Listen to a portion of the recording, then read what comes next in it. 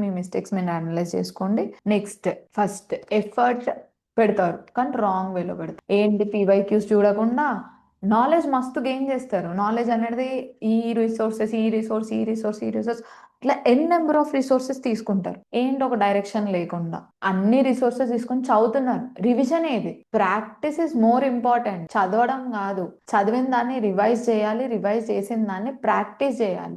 మీకు ఏం చదివారో ఎంత చదివారో అని అడగరు. చదివిన దాంట్లోకించి ఎలా ఆన్సర్ రాయాలి, ఎలా సాల్వ్ చేయాలి ఎంసీక్యూస్ అనేది కావాలి. అది మిస్ అయిపోతారు చాలా మంది ఆస్పిరెంట్స్. అది very important. First syllabus syllabus PYQ analysis. PYQs మనకి ఒక బ్లూ ప్రింట్, అదేదో ఒక జిరాక్స్ కాపీ కాదు.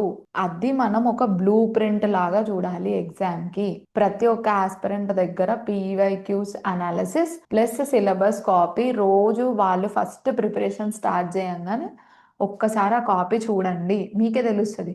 ఒక 1 వీక్, ఒక 1 మంత్ ఈ స్ట్రాటజీ ఫాలో అయ్యి చూడండి, మీకు చాలా చేంజ్ తెలుస్తుంది. ఏం చదవాలి ఏం చదవదు తెలుస్తుంది. నెక్స్ట్ కరెంట్ అఫైర్స్ చదువుతారు, అన్ని కాదు, ఒక గైడెడ్ వేలో చదవండి, ఒక డైరెక్షన్ తో చదవండి, ఒక డిసిప్లిన్డ్ వేలో చదవండి.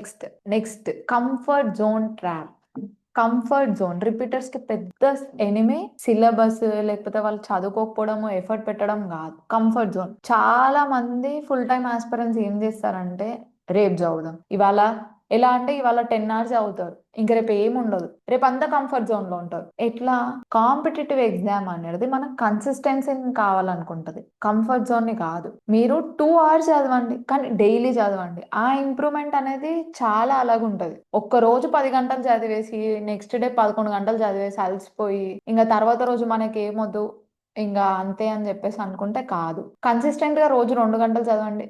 2 గంటలు చదవకపోయినా ఒక్క హాఫ్ అన్ అవర్ మీకు ఏమి అసలు కుదరనప్పుడు కూడా ఒక్కసారి రివైజ్ చేసుకోండి. జస్ట్ నిన్న చదివిన ఒక హాఫ్ అన్ అవర్ కానీ రోజు చదవండి.